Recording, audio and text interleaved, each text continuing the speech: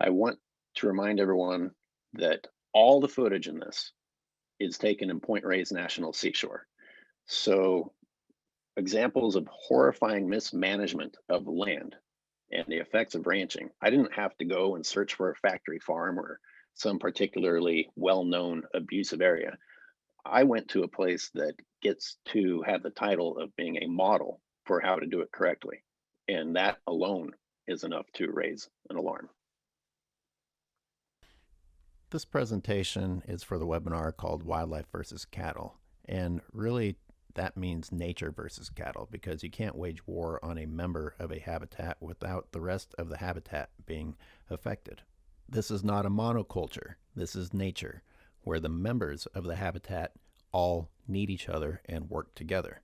The Tule elk are front and center in this because they are an iconic species. They are endemic to California, so we could also call this elk versus cattle. But it's much more than elk versus cattle because if this is how the Park Service is going to manage a species in the spotlight, it should sound an alarm for other species. Now, many of us, myself included, remember a morning, a special day in Point Reyes, shrouded in fog. And unfortunately, that special morning was followed by looking at this, looking at this,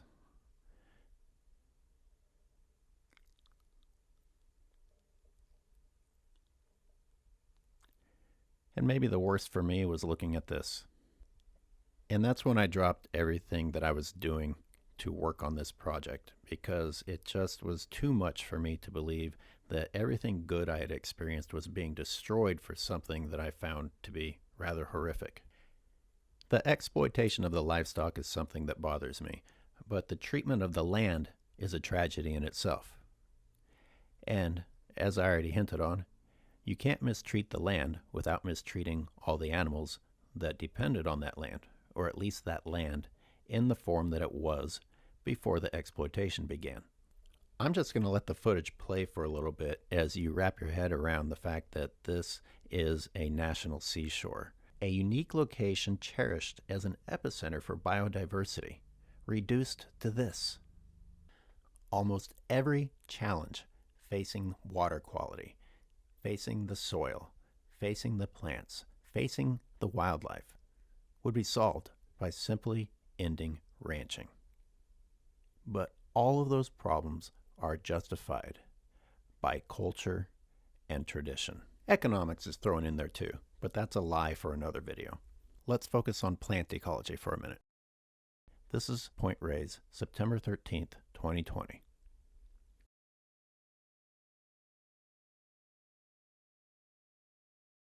This is also Point Reyes, the very same day, except this is in the elk reserve, free of ranching activity. And there isn't any incredible geographic change. There isn't a mountain separating the two areas. There's just a fence. And right now I'm panning from the elk reserve to ranch land. And I'm going to point something out here. As drastic as that change is, that's land not actively being ranched. That's land that's recovering from ranching. This is me standing inside the elk reserve looking back out at land that is actively being ranched. Maybe you're thinking, that's not fair. You got to show it during the winter when it's rainy. Okay, well, there you go. This is ranch land, January of 2020. So yeah, there's some green, even where there shouldn't be green.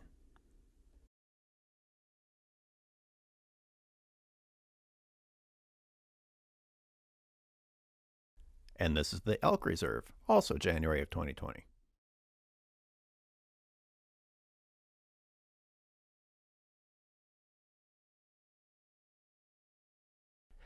Ranchland, later in the spring.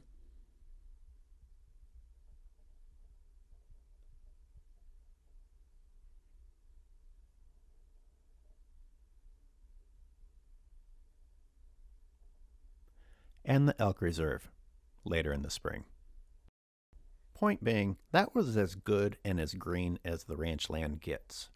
But during September, during the harsher months, Even the elk reserve, where native plants are allowed to live, you can still find green. These are plants that are drought resistant because they evolved in the climate of California with animals that evolved with those plants. And while it's true that the hills do turn green in the winter in the ranchland, that is not habitat. That is essentially a golf course void of biodiversity. And it's not just some coincidence that vegetation that provides habitat for animals is missing from ranchland. No, it was removed by and for that industry. And that reduction, unfortunately, is ongoing. Fire control and vegetation management is a topic increasingly on everyone's minds, so I've got to touch on this really quick. A promotional spin on behalf of the ranchers is that they are actually fighting back invasive brush, and in so doing are keeping the seashore recreationally accessible. There I am, struggling through the invasive brush, which, by the way, is actually native brush.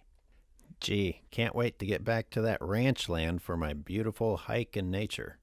And no animal agriculture propaganda would be complete without the argument that we need grazing cattle to reduce the threat of fire. Keep that in mind as you learn about the plants in Point Reyes. Unfortunately, when you look out over the coyote brush, and I'm just going to stop the video right there for a minute because you can see that not everything is green. You have some perennial plants that change color a little bit. Some are even a little bit red. The reason I'm showing you this is everything you see, well, almost everything, like 99% of what you see that is not green or looks like it's potential fire fuel is not native. It's introduced, it's annual, and can be traced back to animal agriculture. Point being, there is no magic preventing these invasive plants that are intentionally planted within the seashore from spreading outside of ranch boundaries. So rather than decades of inspirational recovery, we have a seashore where invasive plants actually have a stronghold, and a park service spending more resources on defending ranching within the seashore than on restoring native flora and fauna. The footage I've been showing you is actually within the elk reserve. Let's take a closer look at some of these plants. And I'm going to start with some native plants, some rushes, bunch grasses, and show you that you can't uproot them. They have nice, deep, strong roots. They have a root system capable of carbon sequestration. Now, let's take some of these invasive plants and rip them up, and you can see the extent of their root system. Let's count the non-native fire fuel. Here we have bull thistle, and there is a lot of bristly dogtail grass all over the elk reserve. There's a lot of common velvet grass all over the elk reserve also. And there are several different bromes out there. You just can't escape those in California anymore. And even if you aren't concerned for the habitat, you should be concerned for your dogs because those are bad for your dogs. I'm just going to pan up really quick and show you the elk so everyone knows that I really am in the elk reserve. Let's move from the elk reserve into the beautiful official ranch land. As pro ranchers like to say, Point Reyes is a model for how wildlife and ranching can coexist. Now I'm just picking up invasive fire fuel at the edge of a field and stating that that's what you'll find growing out there.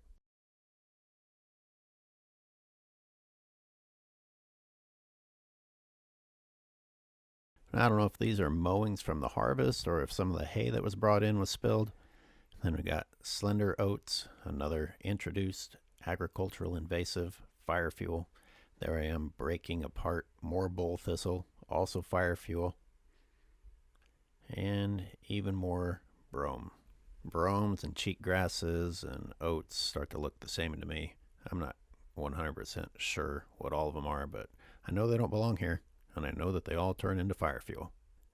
Some parts of the grazing land have been so abused that not even the invasives are growing there. It just looks like sand.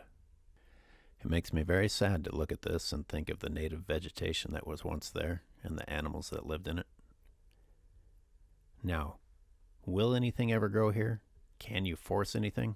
Sure, bring in your trucks, full of seeds, plant it with plants that don't belong there, cover that with manure, and get some more manure, then get some liquefied manure, and then spread that manure. Just keep spreading manure from your never-ending supply of manure to make plants grow that are never supposed to have grown there, and then call it nature. And this, by the way, is the root system of the end product of all that manure. There's your carbon storage. Doesn't compare to the root system of a true native plant, but the ranchers either bulldoze those or the cattle kill them. When the non-native vegetation grows, it presents another problem, because animals need habitat, and animals are going to seek habitat, even if their options have been reduced to fields of annual agricultural crops. This brings us to the horror of the annual silage mowing. Multiple studies presented to the Park Service have confirmed the negative effects that this activity has on bird populations. Not just the destruction of the nests, but the literal chopping up of animals, as well as the promotion of other species that inhibit other species. And yet, after decades, nothing has changed. And I witnessed for myself animals falling victim to mower blades within Point Reyes National Seashore. As for larger species, the tule elk trapped behind the elk fence are allowed to die because the Park Service doesn't want their populations to exceed a certain number. As for the elk living on the other side of the fence, the Park Service plans to manage their populations lethally at the behest of ranchers who don't like the elk eating any of the vegetation on the ranch lands. Once again, the justification for this is the preservation of beef and dairy businesses operating within the seashore, which finally brings me to the real point. Everything you've been looking at out here, all of that land, thousands of acres, hundreds of miles of barbed wire, the seeding, the planting, the compost, the irrigation, the grazing, the silage fields, the erosion, the soil compaction, the water pollution, the competition against native wildlife. None of this is being done for the sake of growing food for humans. One of the emotional arguments presented to defend the ranchers is that they are providing food for the American people, but they're providing food for cows. And even after everything I showed you, that's still not enough. They still have to import supplemental feed for these cattle. It's the most unsustainable use of land for food production that you can imagine, while also negatively impacting everything that was trying to live there before that land was damaged. I don't even have to go into the health debate of the consumption of meat and dairy. If the actual goal was to feed people, a tiny fraction of that land could be dedicated to growing crops that human beings could eat directly. But we don't even need that tiny fraction of land in the seashore to grow crops to feed human beings. We don't need that land to grow cattle, even if we insist on continuing to eat meat and dairy. The rest of Marin County has got it covered. If you recall from earlier in the video, the introduced plants, the annual agricultural plants, causing a shift from green perennial to yellow and dead annual within the seashore. Well, start paying attention as you drive through Marin County, especially in the summer and fall months. It's not green. It's not perennial. It's not native habitat. It is absolutely dominated by ranch land that has reduced California's biodiversity to grazing fields filled with the annual fire fuel plants that animal agriculture introduced to California. Trampled land, giant barns, stock ponds or manure ponds, and a few trees that remain. It goes from tree to nothing. Do you really think that that is California's ecological heritage? Trees and then nothing? No brush, no other perennial plants, just trees, and then fields of golden plants that magically match plants that came over from Europe. This devastated land is the result of dedicating that land to the use of cattle. There are no orchards here. There are no fruit trees. There are no vegetables. This is all grazing land.